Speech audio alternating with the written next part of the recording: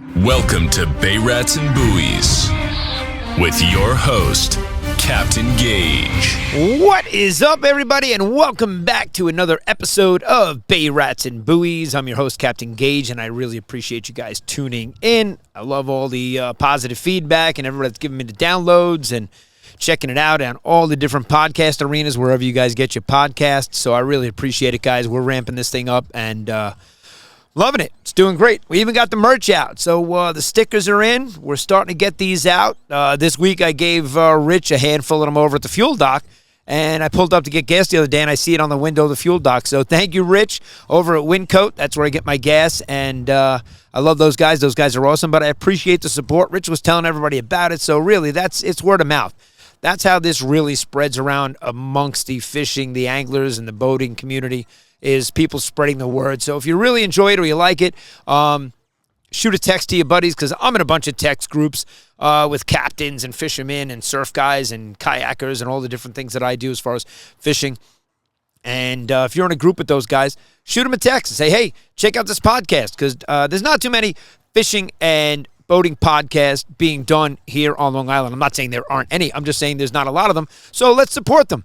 Let's keep this going, guys. We're going to make something great out of this. I know it. And I'm really excited to end this season and to kick off next year, because we will have a full line of merchandise. But if you want a sticker, the requirements to get one, all you got to do is subscribe to the YouTube channel and hit that notification bell. All right? If you do that, we're going to start picking random people. I'll shoot you a message and I'll send you out. If you want one, DM me, get me a message on Facebook. Go to sandcitycharter.com. If you can't find anything there, you could message me through my website. There's a form to fill out. You can fill out the form and we can communicate. My information's there. My cell phone's there. You guys want to shoot me a text message, by all means, I'll be happy to shoot you a sticker. That's what's in right now, George. I'm out of Sand City shirts, and I do need some Bay Rats and Buoys merchandise, so me and you got to sit down and talk. I need another order. Everything that you gave to me, I've already given away and greatly appreciated, and thank you so much. Love supporting local businesses, guys, so that's what I'm all about. And George did the right thing by me. I mean, he handed me a box of shirts I didn't even ask for, and it was absolutely amazing. It blew me away, because people don't give you stuff all the time, especially like that in that business. And that was super nice of him to do. He didn't have to do it, and he did. And I love helping him and Teddy, his son, on the boat over there. They have a beautiful robalo a couple doors down from me here in the marina. So shout out to George. George, thanks a lot. And we're going to need some more merch, getting that out to the people. So if you want a sticker, hit us up. Subscribe to the YouTube channel and hit that notification bell. I'll be happy to start picking random people and send some of this stuff out. So that's on the merchandise front. As far as the weather's concerned here, guys, I mean, it's 60 degrees. I'm sitting on my boat in the marina. It's been gusting. It's been blowing. Yesterday it was blowing. Today it's blowing a little bit. Wind out of the west. But this first week in November, I mean, to be in the mid-70s for us here on Long Island is incredible. So we're all taking advantage of it. We're out fishing. And I got to say, water temps holding solid at 60 degrees. And tomorrow we have the first quarter moon. So hopefully the squid come in on that first quarter moon, because last year the squid fishing in my harbor was nothing like it was the year before. And I'm finding out that the moon definitely is going to, should bring them in. We have mid-month, November 15th, we have the full moon. So let's see what happens. Let's see if they come in this year. If not, doesn't matter. The bass are here. I've mentioned it in my past couple of fishing reports that the fishing was lights out. It was insane. There was a 3-day stretch where it was just incredible in the back bay. I mean, I'm in 3 feet of water all the way in the back, and the bass are blowing up. There's hundreds of cormorants, and boy, do I have a funny cormorant story for you. There were hundreds of birds back there, and the birds are working from above. You got the birds in the water, and the bait, there's just an abundance of bait. So that's what brought all the fish in. So for 3 days straight, it was sunrise, sunset. It didn't matter what time you were out there. You could blind cast towards the shore into shallow water and hook up. And I got to tell you, we were throwing small stuff. We were throwing big stuff. And when I say small stuff, we were throwing small topwater stuff like this. So just to match the hatch, because the bait was about the size of my hand. So we were throwing small stuff on top. And you were getting some 24-inch, some 23-inch schoolies, some smaller fish. I had some fish chase the dock, and I was throwing bigger stuff like this to maybe see if I could attract some of the bigger fish to, target this. And I was getting a lot of followers. I was getting a lot of blow-ups on it in the video. So for me, that's great. Sometimes I'll even take the hook off and throw it and watch them just blow up on it, because to me, those videos are the best as you're reeling it in, watching how they attack it. And, how, is it predatorial? Are they chasing it out of there, or are they looking to eat it, bang it around with their head, disorient it, and then go back for it? Because they always go back 2, 3, 4 times for it, which is so cool to see on video. And I like the single hooks. I do. I like the single hooks. We almost lost the dock over the side. Good thing it floats, though. So I like the single hooks on the back, like the Nomad, the Chug Norris. I mean, this thing's incredible. It really is. Nomad makes some great stuff, and I'm a big fan of the Nomad stuff. And, I mean, that hook just stuck in my finger just touching it. And that's what I love about these single hooks, because they're easy for me to pop off with the D-hooker. And same thing with the Super Strikes. I love the single hook in the back, and I really am not a big fan of treble hooks. It makes it a lot harder to release the fish, and on my end, we're going to press down the barbs, and we're going to release these fish. So it's real important for me to have the right setups. Makes it easier to do that. So for me, I like the single hooks on the back, guys. But this time of the year, with using the light tackle, we'll even show you, we'll throw flies out this time of the year on spinning setups, on very, very light spinning setups. You can put a casting egg on. Here, I'll show you, for example. We'll throw a casting egg out with maybe like a game changer on the back end of it. So matching a little bit of that. So there's a game changer on a casting egg. So you could put this on a very light spinning setup that you have and still catch the fish on flies. And it worked great. It's unbelievable. So I love tying my own flies. I do a lot of Clouser minnows in the wintertime, so I have a whole case full of them. I give them away on the boat when people are here. And I love catching fish on my own stuff, as does my mate, Kory. He loves making his own plugs and making his own stuff, and we have a great time doing light tackle fishing with our own stuff, and that's kind of cool. But I got to say, this time of the year, all right, throwing the 6-inch swim shad. Now, we found the bass stacked up, and I could blind cast and throw this out towards the shore, and I was coming in with, 28s, 29s, 30s, right in the slot limit. So they were really good fish. In my fishing report previous to this episode number 6, the fish were real clean. They had no lice, no red algae on them, and they were really clean, and that was great to see. But you can see in the video also how easy it is for me to dehook this, and he inhaled it. That bass that I lifted out of the water with my hand and supported its belly, which we're going to go over, guys. We're going to go over all the right things to do and how to do them, because I see in a lot of the Facebook groups, and I share this video in a lot of different Facebook groups. So, guys, I see your posts. I see what people are posting and the pictures, and I see the keyboard warriors and the Karens and all the comments. And, maybe we can educate and help some of these newer guys that are in the groups and newer to fishing, and make it a little bit easier for them, so not everybody has to be reported to the DEC for doing something wrong and posting it on Facebook, which I don't even know why they bothered to do, but they do. So we'll see if we can help them out. Anyway, this 6-inch swim shad has been crushing it. Now, I know they make different colors now. I'm not showing Storm, the product, because I've had any affiliation or any monetary benefits to show this. This is just a 6-inch swim shad that I'm picking up at my local tackle shop, and this happens to be the one that I really like to use, and the white one with the little black circle. The brown one, I don't use it as much. I do like the whiter colors, and I got murkier water here. I got green water here with a mud bottom, and I happen to use these, and these have been crushing it. So I've been catching bigger fish.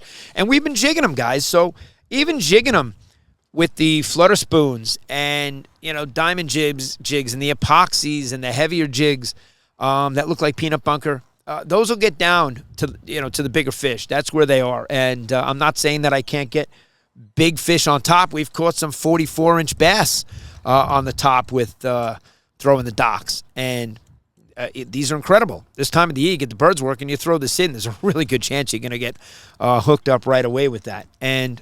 But what I was noticing in the back bays with the smaller fish, that throwing that swim shad was just lights out compared to anything else. So, and that's what's great about going out with multiple people on the boat, is we're all not throwing the same thing. So somebody's jigging, somebody's throwing, top water action and a popper.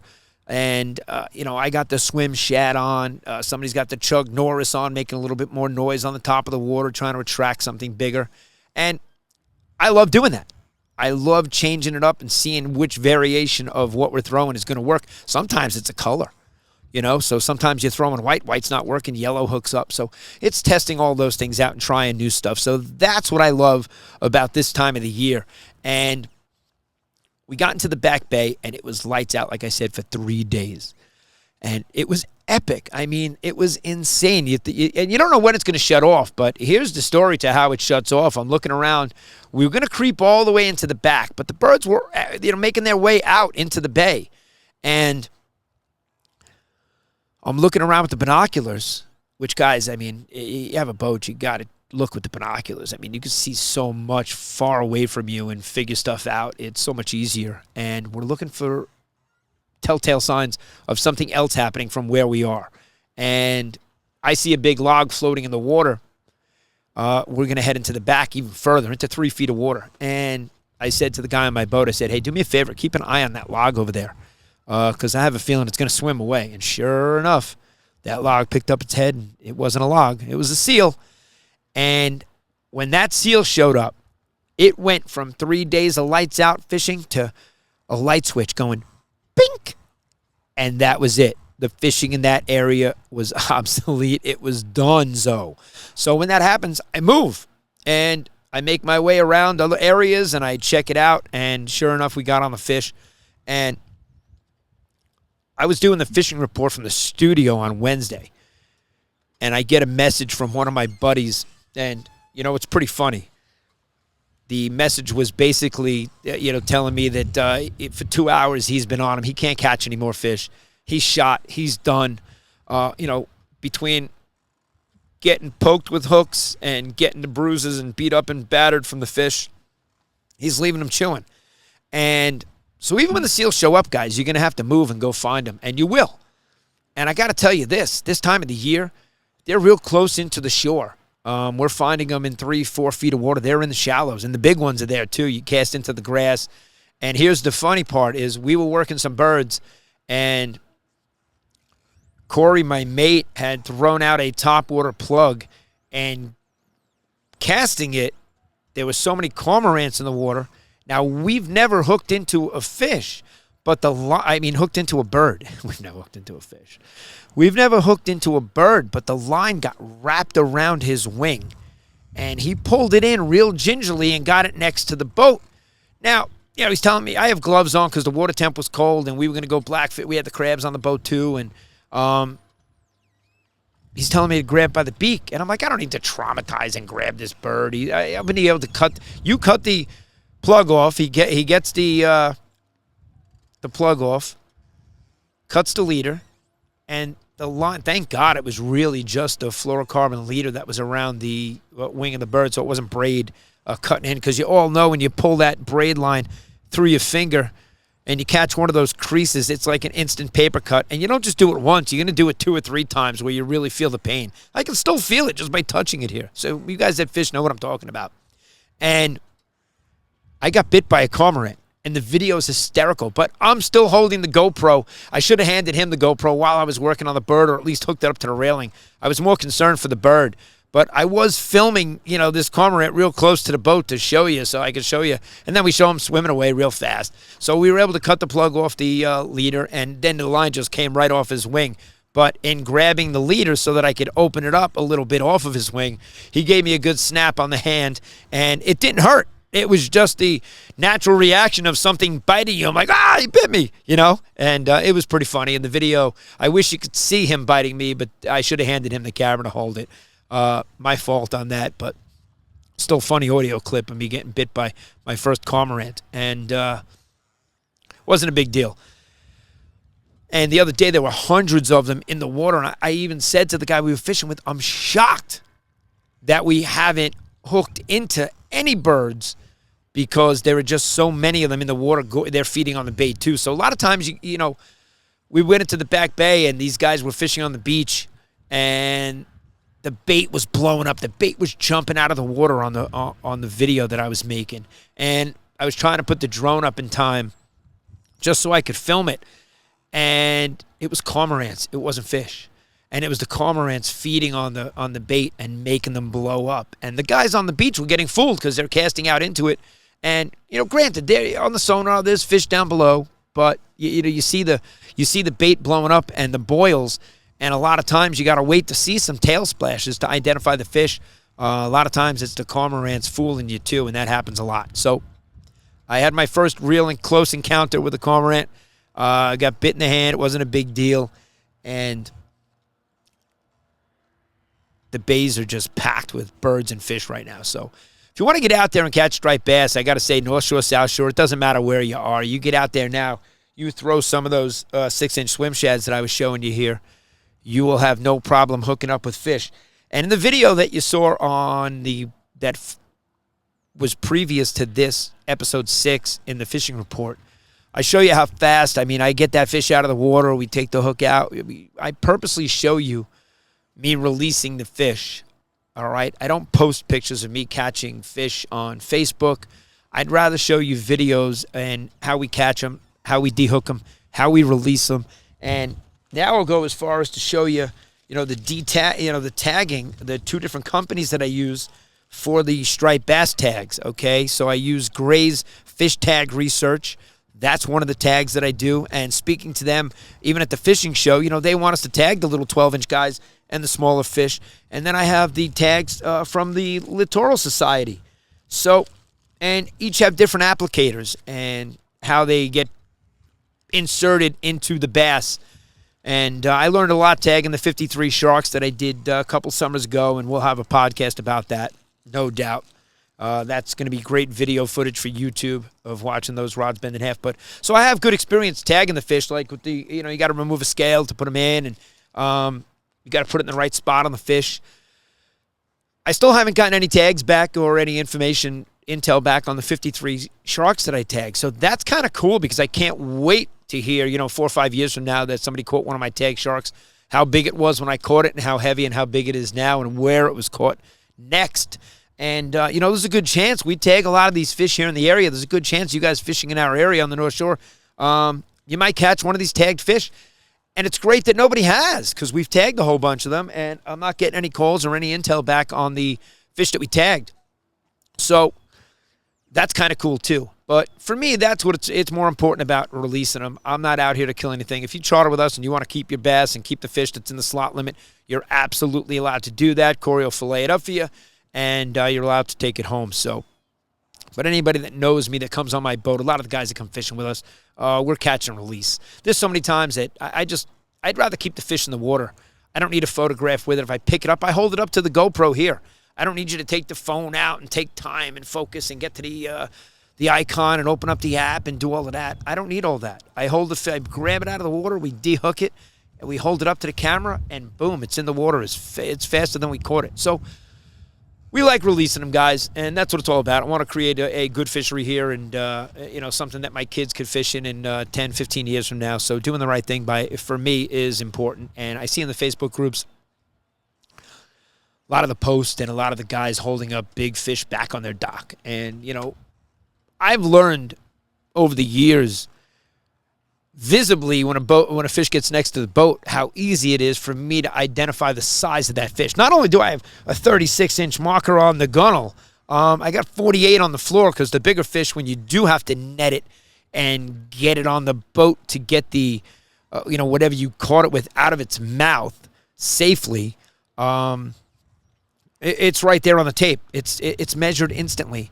I do have a flat scale to hit a button and turn it on, and you can weigh the fish instantly and weigh it, measure it, and it's back in the water. And a lot of times we get them back in the water so fast, we don't even have to revive them.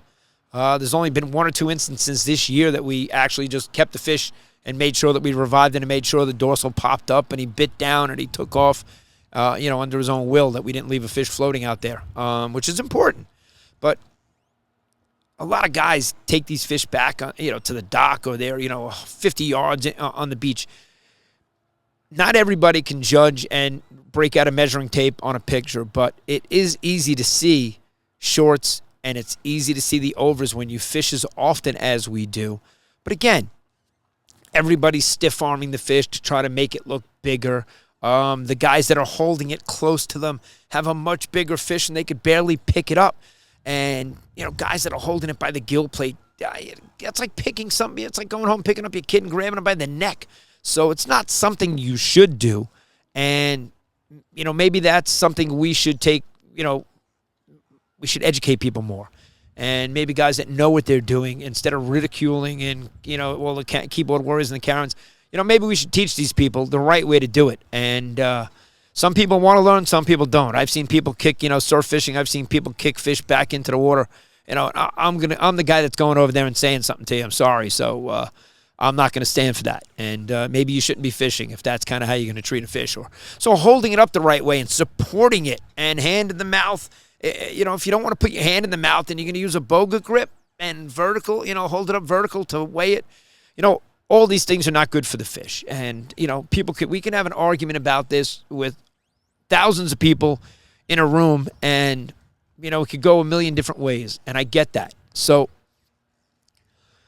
let's just try to help the people that on Facebook, if they do something wrong and they show you a picture, let's try to tell them how to do it right and what's the right way to do it. And don't post those pictures, guys. If you have a picture that you're holding up vertical of a 40-inch fish in your backyard or in the back of your truck, because we know that fish didn't get released.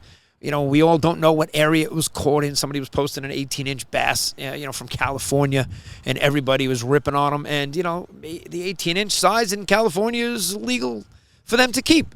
And we don't know where it was caught. So, it's things like that, guys. So I get it.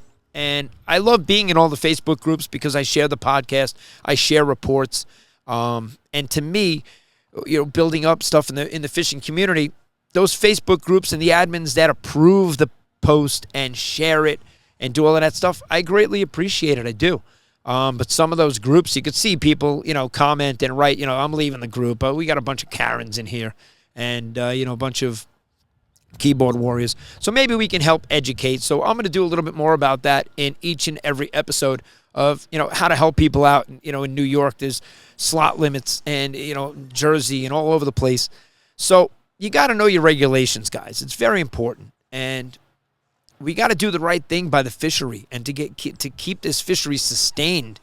And that's it. I'm not going to, go off in tangents and beat people up over it, but I think it's important. So if you got to get a fishing license, get a fishing license. You don't have to pay for it. It's a saltwater registry. So what are you afraid of to go online and register for free to have a fishing license? And, then you can read about the regulations and learn maybe how to handle the fish, how to press the barb in on a hook because you're going to release it. You don't want to gut hook any fish and circle hooks and all that stuff, guys. There's so much that has to be applied to it. So that's it. I try to do the right thing by the fish and help some of these people in the Facebook groups. But as far as the Facebook groups and people reaching out to me, I got to tell you, the comments that I get, some of them are fantastic. I enjoy them all. In fact, yesterday, Pete, guy like Pete, you deserve a sticker. You deserve a shirt. He was hitting me up on one of my posts and saying, hey, I don't see episode 6 in the YouTube channel. And he was right. I got interrupted yesterday. I was down here. I was recording it. And I wasn't able to put it up yesterday. So I'm down here today and uninterrupted making a podcast that will go up this afternoon. So guys like Pete, I appreciate it. He was looking for it yesterday and he didn't see it because I'm staying consistent, putting it up on Thursday. However, Friday is my day off and it's a lot easier for me to do it, sit down here on a Friday because I don't have to do anything. So that worked out. And I'm going to give a shout out to Matt from Anytime Tackle. I have your lures here somewhere. Here they are. So guys send me stuff all the time. And Matt had reached out via Messenger and said, hey, I got an Anytime Tackle and I make tog jigs. Do you want short shank? Do you want long shank? I'm going to send you a few. So he sent me 1, 2, and 3 ounce short shanks here. And these are 1 ounce. He sent me the 1 ounce 3/0, and we're going to drop them in and use them and give you a little review on it. So if you guys have any tackle that you make or any stuff that you want us to use and review, I mean, we're out here all the time. We got another 5 weeks left. Looks like with this warmer weather, we're going to go into December here. I mean, I can usually say Thanksgiving is around the time the boat's coming out of the water, but I have a feeling we're in for some warmer temperature. I don't think we're going to see any more 70s here on the North Shore. I think we're done in the 70s. We may get 1 or 2 more days that we get a little bit of a heat wave, which would be cool. But now we're in the 60s, and moving forward, it looks like it's going to be 60s and high 50s and back to the normal temps, and that water temperature should drop with those cooler 40-degree nights happening. So with that, the bite should get even better as that water temperature drops. I think we're seeing a little less on the North Shore as far as some of the bigger bass, and that might be because of the temperature. But the back bays, guys, they're loaded up. So if you want to catch fish in the back bays, now is the time. I can't begin to tell you. So I appreciate Matt and Pete and the guys that are reaching out to me. I get positive feedback everywhere I go, all over the marina, the fuel dock, and in the stores locally, and the different places that I post stuff on online. I get a lot of cool messages. So I appreciate it, guys. I really do. We're going to keep this thing growing. We'll do it all together. And for the boating guys that are taking their boats out, I get it. Season's over. And for the fishermen that are in, you only have a certain amount of days. I mean, one of the big fishing boats just got hauled out just now next to me. And it's every day now that's going to get thinner and thinner and thinner. So there's less guys out there fishing. And I got to say, being out there with less boats out there is great. But last Sunday, we shot across the Sound to the Connecticut side, do a little tog fishing. And, some of the reefs, I mean, they are just packed. And, we'll go off to the side. We know where to go, and we'll find different caves. And, the spearfishing expedition I did on Friday with Jacob and Kyle was just an amazing learning experience that it was my first time spearfishing and getting in the water. I was in the water for 3 hours. It was 60 degrees, the water.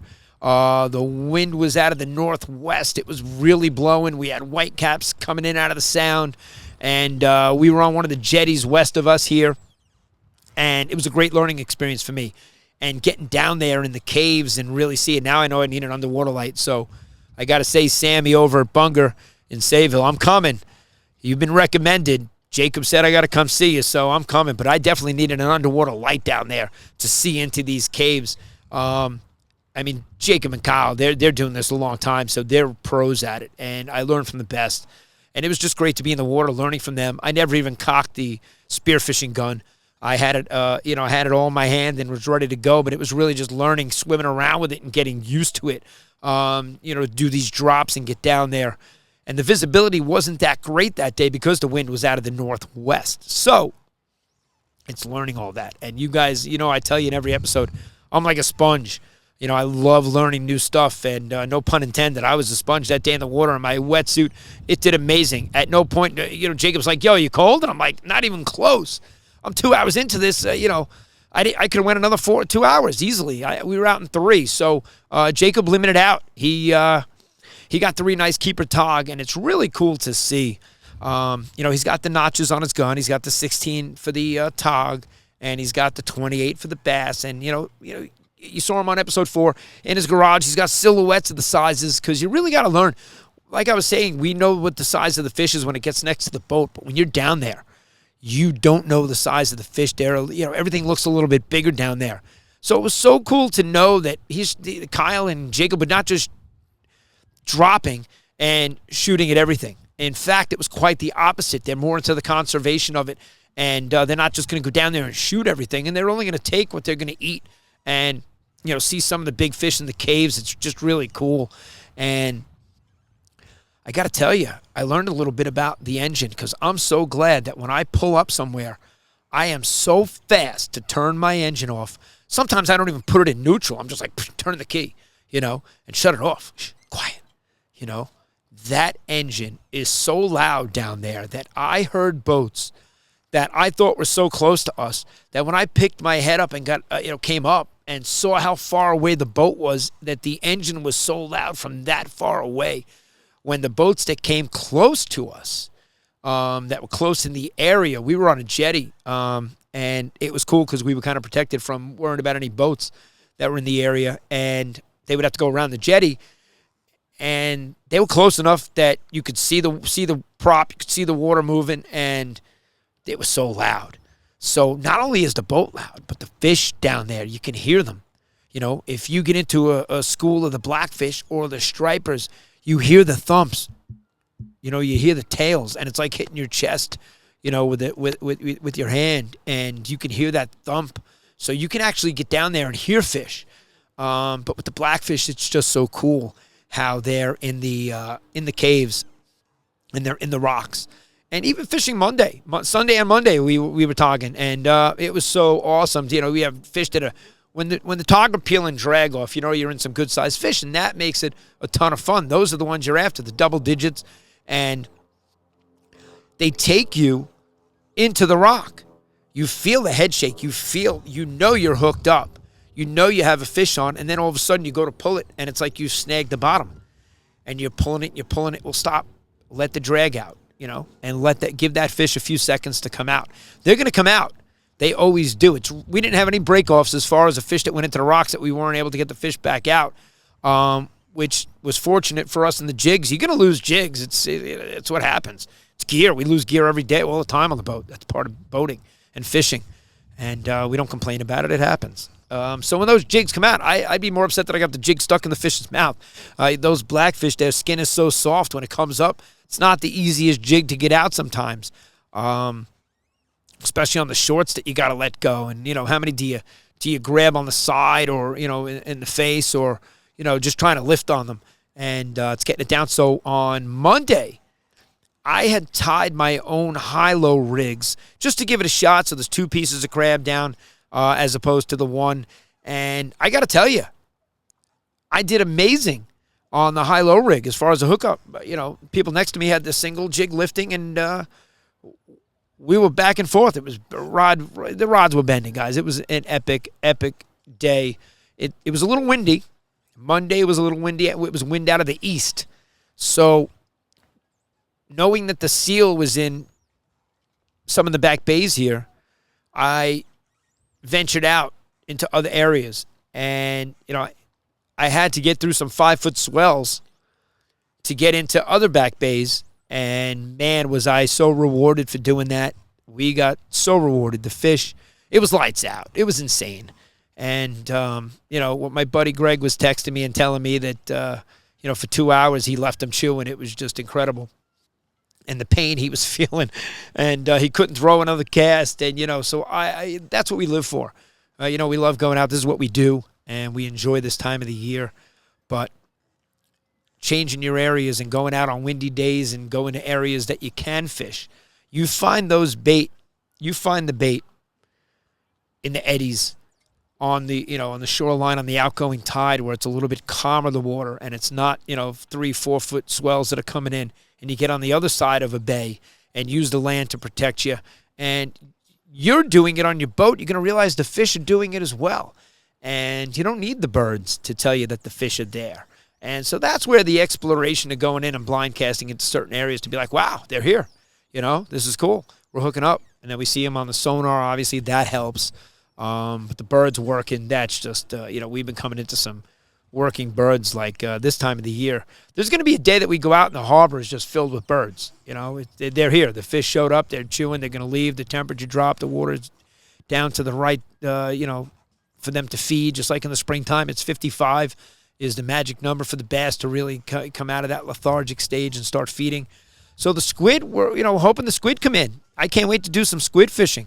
So the spearfishing expedition on Friday was nothing short of epic. And thank you, Kyle, and thank you, Jacob. I appreciate your patience and teaching me the ropes. But I got to tell you, they jumped in the water. We had our gear on, and boom, they took off, and I followed, and that's how you learn. And you get out there and you do it, and that's just me. I'm hands-on. I like to, I didn't want to put the gun on the rocks and sit, I wanted to be in the water with everything, excuse me, and learn how to do it and learn how to get used to the equipment. And, now I know what I want. Now I know what I need. And, I had 18 pounds of weight on, for the drops, and super cool. I'm super addicted. I can't wait to do it. I'm going to do it in my local area here in practice. Going to the gin clear. I love this time of the year. The water is gin clear. So I'm going to shoot out into certain areas where I could put gear up and get into the water and spend an hour or two and just practicing, holding the breath and the breathing techniques and the drops, and to get down in there and to, be super still and make yourself small. and all the stuff that I learned. And that's why I'm super appreciative of the guys I go out with and love learning new stuff. And if you want to learn new stuff and if we could help teach you new stuff, I'd be happy to do that.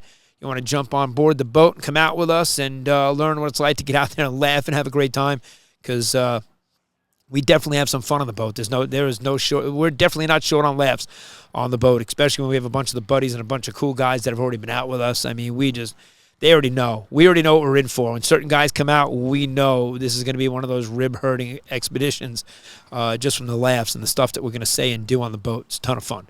So that's what it's about for us, guys. Love it. This is episode number 6 of Bay Rats and Buoys. I'm so excited to be sitting down on my boat in November. A lot of the next few episodes, as the temperature gets colder, they're going to be when the boat comes out of the water. I'll be in the studio like I did the report yesterday. It'll be a lot easier for me to have guests on and host some guests. I can't wait to have. There's a whole bunch of people I've already reached out to. Everybody's like, hell yeah, I'll come on. Can't wait to do it. And it's just a matter of timing. I like to get these up on Thursday when I released a fishing report for the Fisherman magazine. I like to do it so that the report goes out and then I could tie this in behind it. So I'm sorry I didn't put this up yesterday to guys like Pete that were asking for it. We appreciate you, all the viewers and anybody that's enjoying it. We really do. We're going to get the merchandise out to you guys. So if you want some stickers, let us know. Go hit that subscribe button and the notification bell on the YouTube channel. That will automatically enter you for a message from us. And we're going to reach out to a bunch of subscribers and start taking care of the subscribers first, because obviously you like what we're doing and you're subscribing to it. And that's going to be our first way to start thanking people, is giving out some free merchandise. Like I said, the shirts and the hats are soon to follow. And that's it. Another episode on the boat in the books. And we're going to close it up here, guys. Episode 6 is a wrap. I'm your host, Captain Gaige. If you have any friends that are into fishing and boating, send the link to them. Shoot them a message. Say, hey, yo, check this out. We got a local podcast. We got something local to talk about fishing and the gear that we use. And I'm going to start showing you a lot more of the gear. Today I showed you a few of the things that we do like to use. And I mentioned using the casting eggs and the 6-inch swim shads. I'll show some of the stuff again if you're late to tune in. You can go catch this again, hit the repeat button and replay it. You'll see that I'm showing you these 6-inch swim shads. These were definitely way more effective right now catching the bass. But like I said, I like to try everything. So we'll show you in all the episodes different stuff that we use. I got to send Greg a picture of some of the jigs that I use. I mean, we use the slow pitch jigs. I have some secret weapons on the boat that are lights out when the fish are under the boat. I know how to catch those big fish, and I'm going to show you how to do that too in the next episode, episode 7. We're going to call that Lucky 7. We'll show you guys some really cool stuff and some of the secret weapons that I use here on the boat. So definitely spread the word and tune in, because we're going to start showing you every week all the gear that we use and how we catch a lot of these fish on a very consistent basis. So I appreciate you guys tuning in. Subscribe, download, and hit that notification bell. Shoot me a message on Facebook. It's Captain Gaige Simon. On Facebook, it's Gaige Simon. It's Gaige, Gaige. You can see it. It's written all over the place. My sandcitycharter.com. Visit us there. You can get in touch with me there. I have no problem communicating with everybody. And appreciate you guys tuning in and listening. Wishing everybody bent rods, tight lines, and I'll see you out on the water. Thanks for tuning in, guys. Thanks for listening to this episode of Bay Rats and Buoys. Be sure to visit sandcitycharter.com and follow Captain Gaige on all our social media channels.